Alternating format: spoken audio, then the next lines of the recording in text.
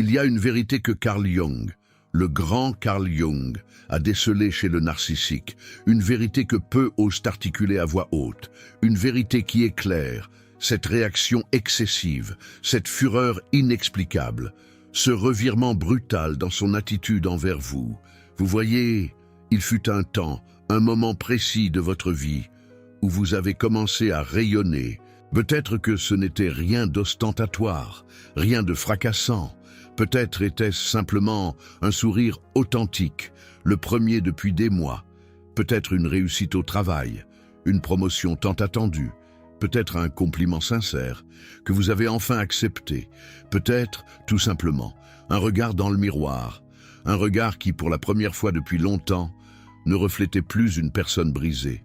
Et c'est là, à cet instant précis, que quelque chose a basculé chez lui, quelque chose de subtil, mais d'indéniable. Vous l'avez perçu dans son regard, avant même qu'il n'ait pu le dissimuler. Ce n'était pas de la joie pour vous. Non, ce n'était pas de la fierté, c'était de la rage. Une rage froide, contenue, sournoise, masquée derrière une indifférence feinte ou une critique perfide. Et vous n'avez pas compris. Vous n'avez pas compris pourquoi.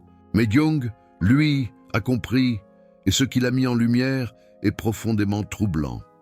Carl Jung a découvert que la rage du narcissique face à votre éclat n'est pas une émotion banale, une colère ordinaire. Ce n'est pas la rage que quiconque ressentirait face à un désagrément. Non, c'est une réaction de survie psychique. C'est l'équivalent émotionnel d'un animal acculé, qui mord pour survivre, qui mord parce qu'il se sent menacé de morte, parce que pour le narcissique, votre lumière est une menace existentielle. Chaque fois que vous rayonnez, son obscurité intérieure devient plus visible. Pas pour vous, non, pas pour les autres, mais pour lui-même. Et c'est cela seul, que le narcissique ne peut tolérer, absolument pas. Restez avec moi jusqu'à la fin.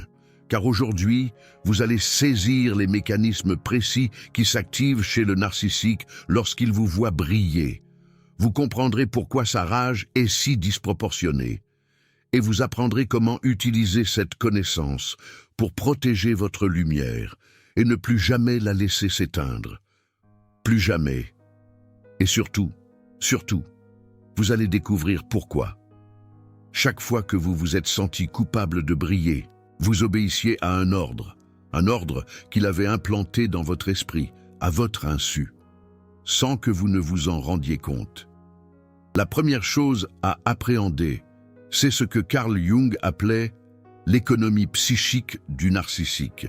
Et c'est fondamental, car sans cela, la rage du narcissique semble irrationnelle, excessive, incompréhensible. Mais lorsque vous saisissez le fonctionnement de son système interne, tout prend sens, d'une manière qui vous libère. Imaginez la psyché du narcissique comme un système d'énergie clos, un système aux ressources limitées, où toute l'énergie disponible est consacrée à un seul objectif, maintenir une image, la persona. Ce que Jung désignait par le masque social dévore des quantités énormes d'énergie psychique. Maintenir cette façade de grandeur, de perfection, de supériorité, contrôler chaque mot, chaque geste, chaque expression faciale, pour qu'elle corresponde à l'image qu'il a fabriquée. C'est un travail à plein temps. Il ne reste plus d'énergie pour grandir en tant que personne, plus d'énergie pour établir des liens authentiques avec les autres, plus d'énergie pour être véritablement heureux, plus d'énergie pour une introspection honnête. Tout, absolument tout, est sacrifié au masque. Et voici le point crucial. Ce système fonctionne tant que le narcissique peut contrôler ce que les gens autour de lui reflètent. Il a besoin que vous lui renvoyiez une image qui confirme sa grandeur. Il a besoin que vous le regardiez avec admiration. Il a besoin que vous dépendiez de lui. Il a besoin que votre monde gravite autour du sien. Parce que tant que cela se produit, le système reste stable. L'énergie afflue vers le masque, et le masque se maintient. Mais lorsque vous brillez, lorsque vous générez votre propre lumière, indépendamment de lui.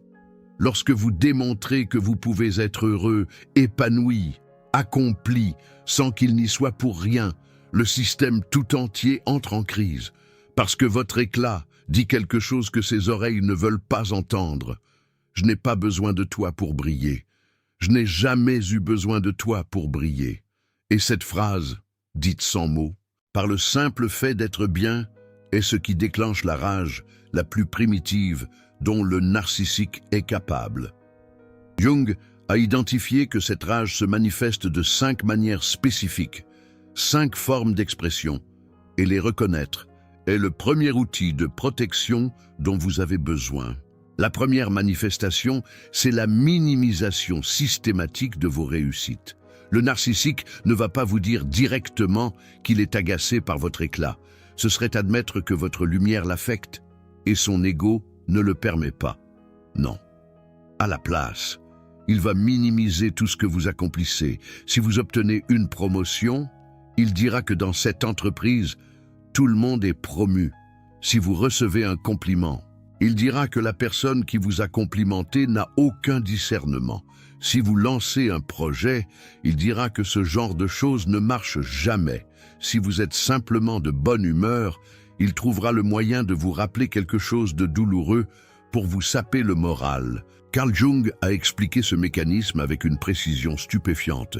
Il l'a directement lié à l'ombre.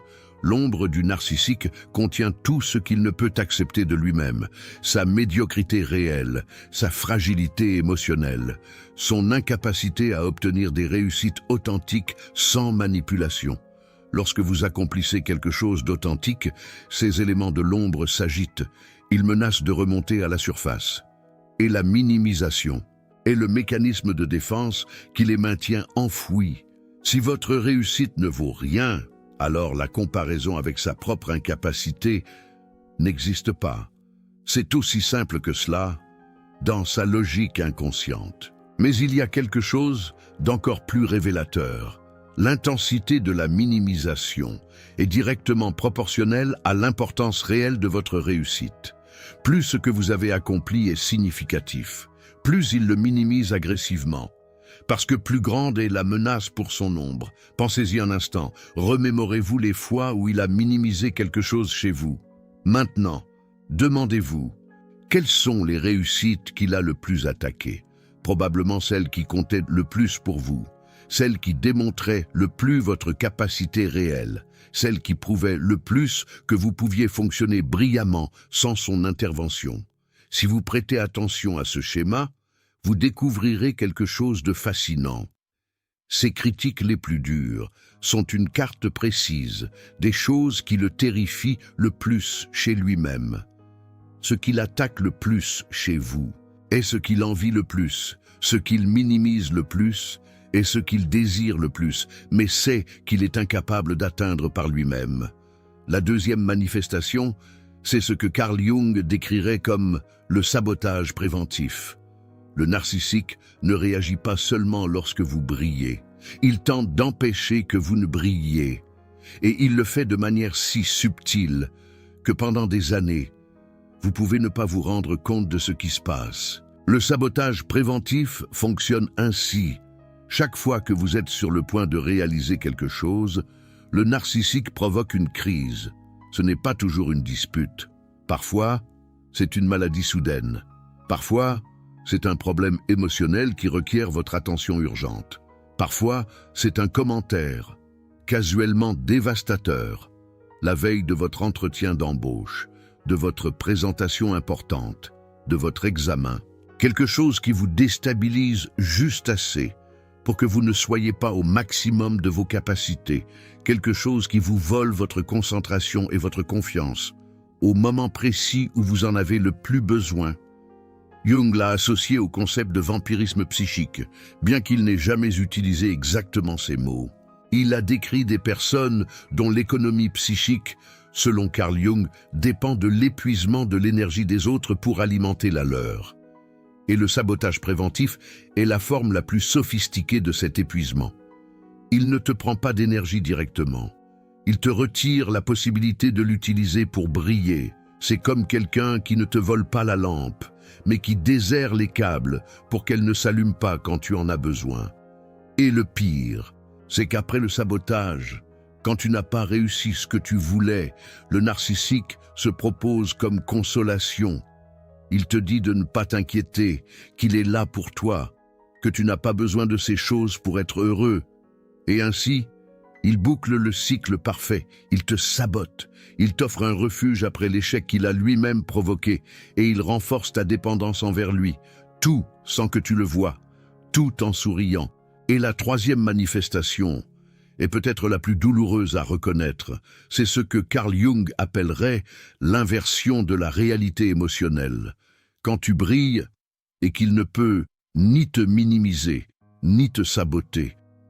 Le narcissique fait quelque chose d'extraordinairement pervers. Il convertit ton éclat en une attaque contre lui. Soudain, ton bonheur devient insensibilité. Comment peux-tu être heureux quand je me sens mal? Ta réussite devient égoïsme. Ton travail te tient plus à cœur que notre relation. Ton indépendance devient abandon. Tu n'as plus besoin de moi, n'est-ce pas?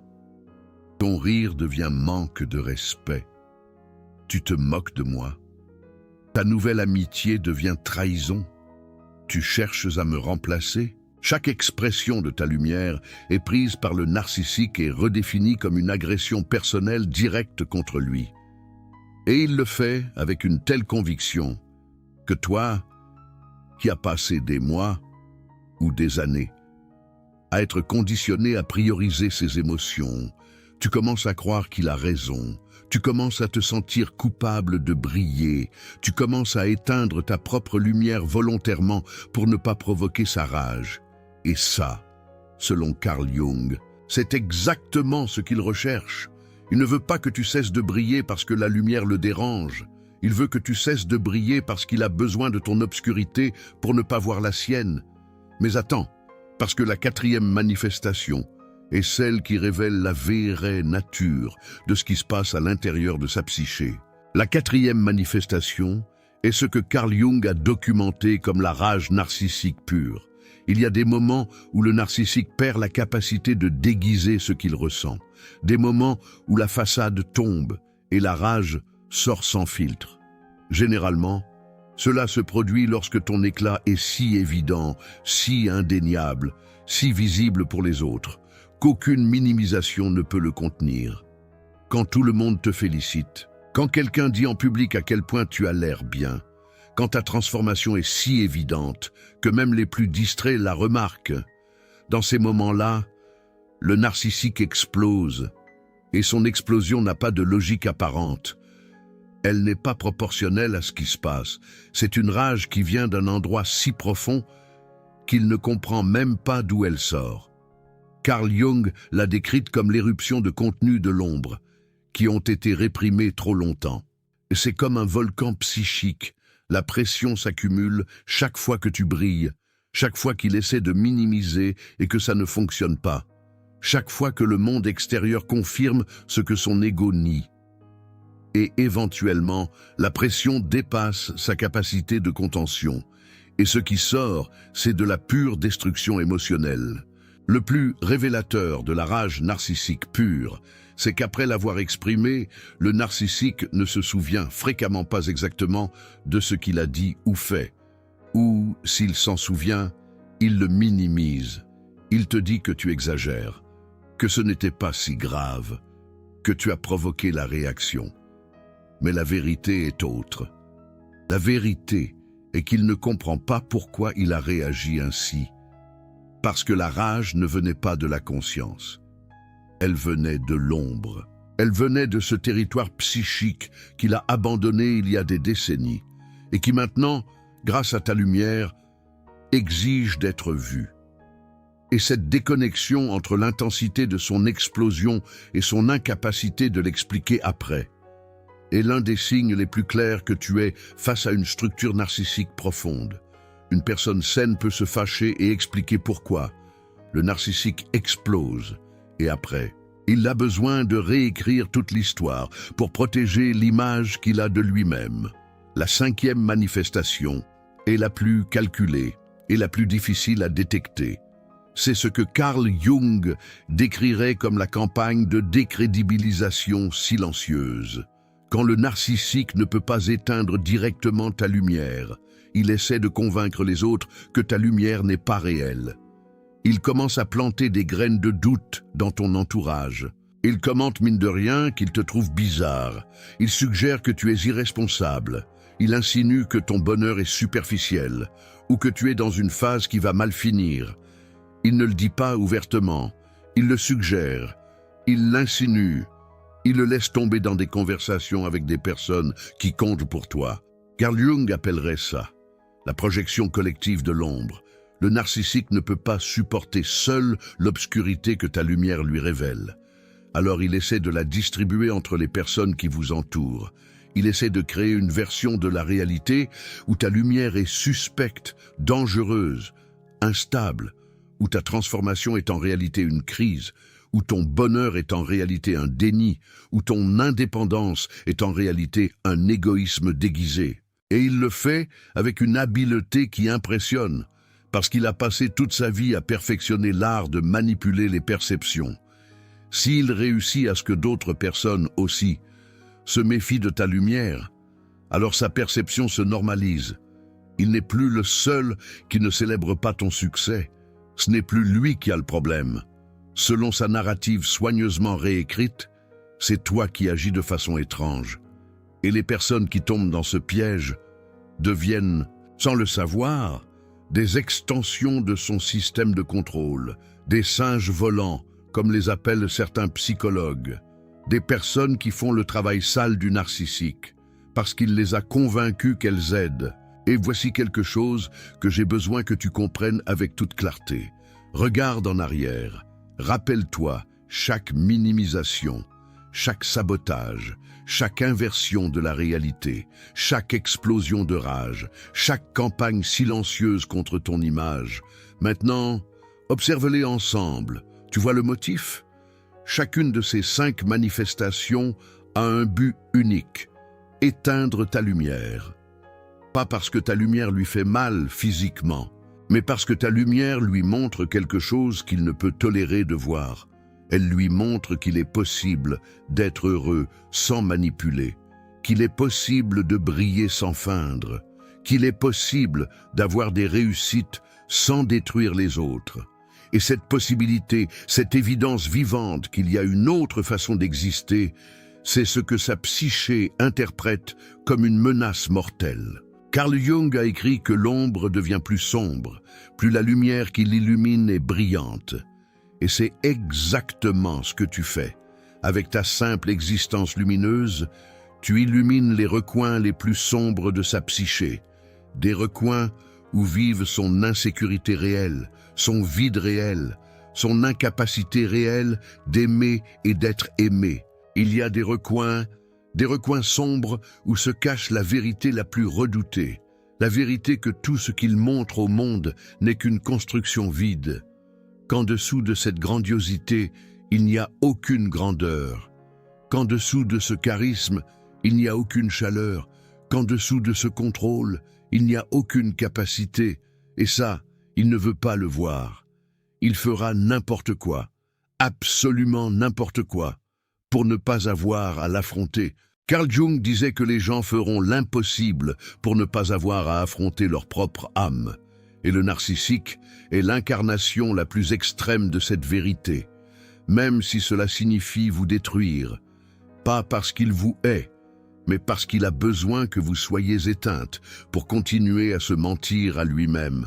Votre obscurité est le prix qu'il paie pour maintenir son illusion de grandeur, et pendant longtemps, vous avez payé ce prix sans le savoir. Maintenant, je voudrais faire une pause, parce que ce que je partage avec vous est un matériel que très peu de chaînes osent présenter avec une telle profondeur. Ce n'est pas de la psychologie de surface, ce ne sont pas des conseils génériques, c'est l'application directe des théories de Carl Jung au phénomène le plus douloureux que rencontrent les personnes qui ont survécu à un narcissique, la culpabilité de briller. Le super thanks là-dessous, c'est votre manière de dire « Cette information me protège, je veux qu'elle continue d'exister, Je veux que la prochaine personne qui est en train d'éteindre sa lumière pour ne pas déranger un narcissique puisse trouver cette vidéo et comprendre que ce n'est pas elle qui a le problème. Chaque Super Thanks est un acte de protection collective. C'est dire la connaissance est la meilleure défense. Et maintenant, les outils pratiques qui transforment tout ce que vous avez appris en protection réelle. Le premier outil est ce que j'appelle le journal de la lumière censurée. Je veux que vous commenciez à enregistrer chaque moment où vous avez senti l'impulsion de vous éteindre, chaque moment où vous avez baissé la voix pour ne pas vous faire remarquer, chaque moment où vous avez minimisé votre propre réussite avant que quelqu'un d'autre puisse le faire, chaque moment où vous avez ressenti de la culpabilité, d'aller bien, écrivez-le avec la date, avec le contexte, avec l'émotion exacte que vous avez ressentie. Carl Jung enseignait que rendre conscient l'inconscient est le premier pas pour se libérer de n'importe quel schéma. Et ce journal va vous montrer quelque chose que vous ne voyez probablement pas encore. La quantité énorme de fois où vous vous censurez vous-même sans que personne ne vous le demande, parce que la voix du narcissique s'est tellement intériorisée que vous n'avez plus besoin qu'il soit présent pour vous éteindre. Vous le faites seul, et le reconnaître est le premier pas pour arrêter de le faire. Le deuxième outil est la technique de l'éclat progressif. Je ne vous demande pas de devenir du jour au lendemain la personne la plus rayonnante du monde. Ça pourrait activer des résistances internes qui vous ramèneraient au point de départ. Ce que je vous propose est plus subtil et plus puissant. Chaque semaine, choisissez une chose petite que vous aviez arrêté de faire par peur de briller trop. Ça peut être mettre ces vêtements qui vous font vous sentir bien et que vous aviez arrêté de porter. Ça peut être accepter un compliment sans le minimiser. Ça peut être parler d'une réussite sans vous excuser de la mentionner. Ça peut être simplement sourire en public sans vérifier d'abord si quelqu'un est contrarié. Chaque acte petit de lumière retrouvée est une victoire contre la programmation que le narcissique a installée dans votre esprit. Et la somme de ces victoires petites est ce qui, éventuellement, reconstruit votre capacité à briller de toute votre puissance, sans sentir que vous devez des excuses au monde pour le faire. Le troisième outil est le plus profond et connecte directement avec le cœur de l'enseignement de Carl Jung. C'est ce que j'appelle la récupération de l'ombre propre.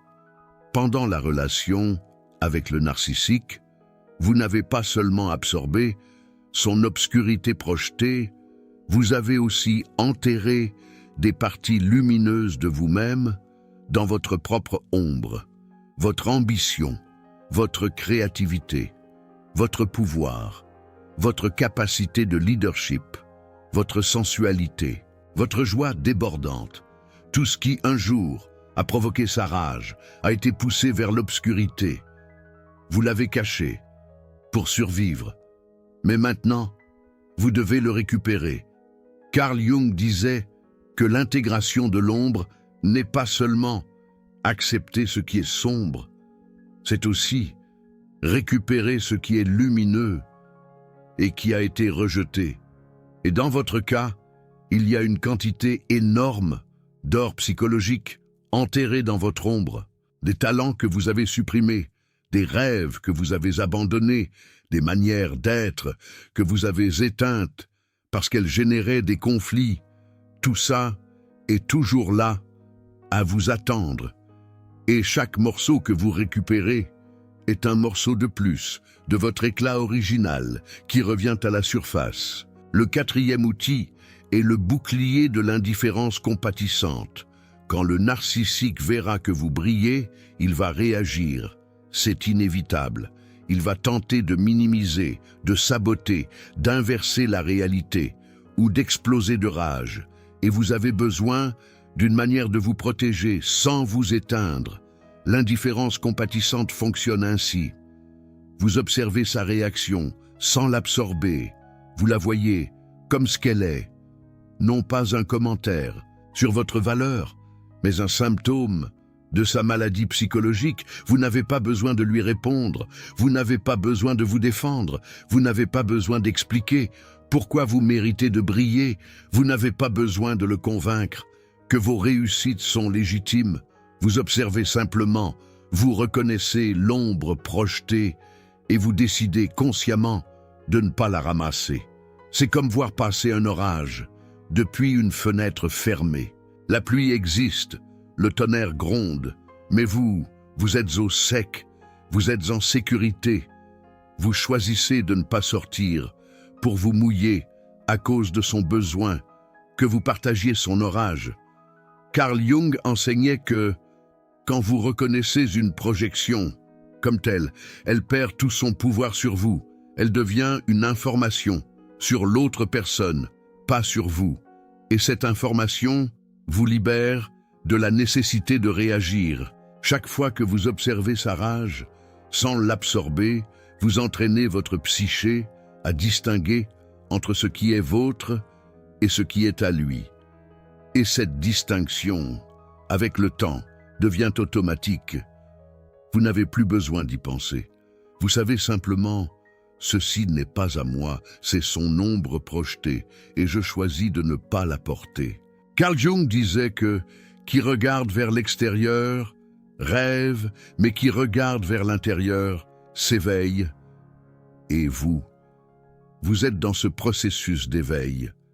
Un éveil que personne ne peut vous donner et que personne ne peut vous enlever. Une fois qu'il commence, chaque fois que vous brillez, malgré la rage du narcissique, vous choisissez la vigile sur le rêve. Vous choisissez votre vérité sur son mensonge. Vous choisissez votre lumière sur son besoin d'obscurité. Et chaque fois que vous faites ce choix, il devient plus facile. Le muscle de l'éclat propre se fortifie avec l'usage. Et la voix de lui, à l'intérieur de votre tête, celle qui vous dit que vous ne devriez pas briller autant, devient plus faible, avec chaque jour où vous lui désobéissez. Et je veux que vous compreniez quelque chose de fondamental avant de terminer. La rage que le narcissique ressent quand vous brillez n'est pas un pouvoir qu'il a sur vous. C'est un pouvoir que vous avez sur lui. Relisez ça dans votre esprit. Sa rage n'est pas votre faiblesse, c'est votre force rendue visible à travers sa réaction.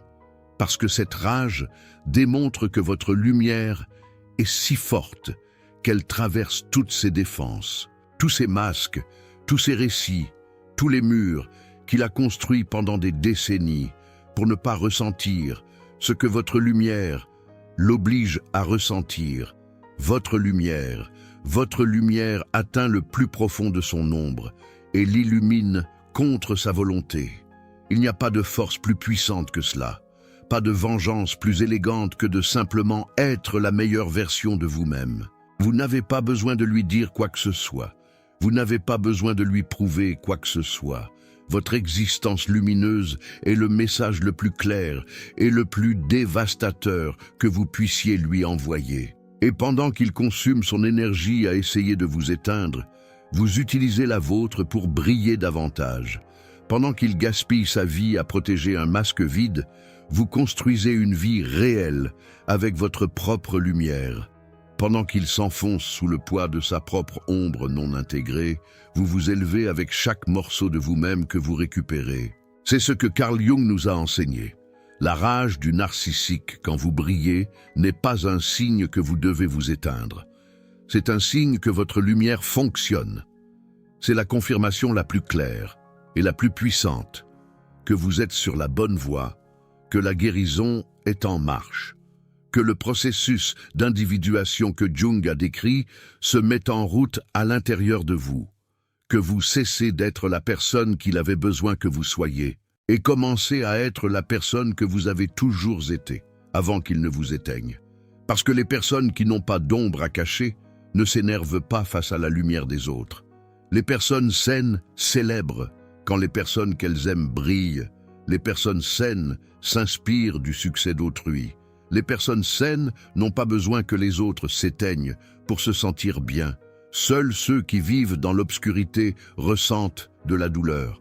Quand quelqu'un allume une flamme près d'eux, et cette différence, cette réaction, cette rage face à votre éclat, vous dit tout ce que vous devez savoir sur qui il est réellement, sous tous les masques. Maintenant, j'aimerais que vous me laissiez un commentaire en me racontant quelque chose de spécifique. Je veux savoir quel a été ce moment où vous avez réalisé que votre lumière le dérangeait. Ce moment où vous avez fait quelque chose de bien pour vous, quelque chose qui aurait dû être célébré, et qu'au lieu de soutien, vous avez reçu de la froideur, de la critique ou de la rage. Racontez-moi ce moment. Parce que chaque fois que vous nommez ce qui s'est passé, vous lui enlevez du pouvoir. Et chaque histoire partagée ici est une lampe de plus qui s'allume dans l'obscurité qu'il a essayé de créer autour de vous.